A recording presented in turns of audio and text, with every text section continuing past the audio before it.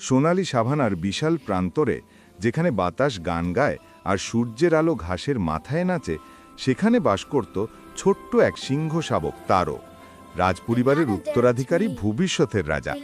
কিন্তু তারোর চোখে ছিল গভীর একা একা ভাব, কারণ সবাই তাকে সম্মান করত, কিন্তু কেউই তার সাথে বন্ধু হতে সাহস পেত না।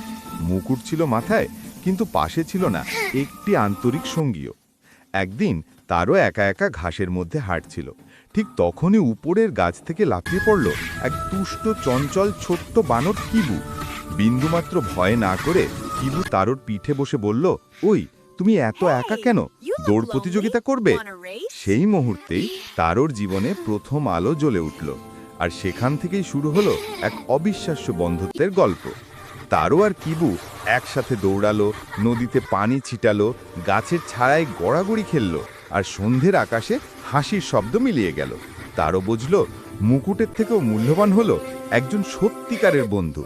কিন্তু জঙ্গলের প্রাণীরা এই বন্ধুত্ব পছন্দ করল না। তারা ফিস ফিস করে বলল, একটা সিংহরাজের কি একটা বনরের সাথে খেলা মানায়?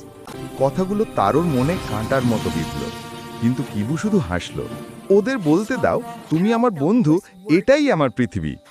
ঠিক তখনই আকাশ কালো হয়ে এলো। একদিন বিকেলে নামলো ভয়ঙ্কর ঝড়। বজ্রপাতের শব্দে পুরো সাভানা কেঁপে উঠল। সেই বিশৃঙ্খলার মাঝে কিবু পিছলে পড়ে গেল এক গভীর খাদে।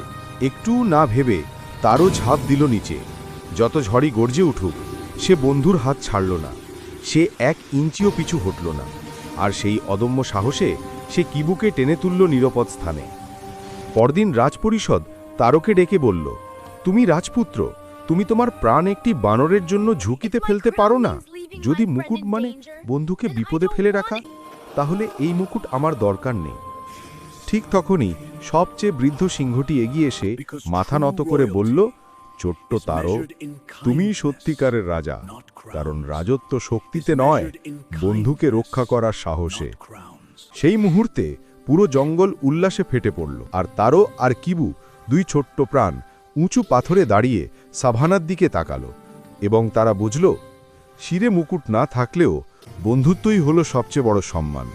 রাজা সে নয় যে শক্তিশালী, রাজা সে যে কখনো বন্ধুকে ছেড়ে যায় না।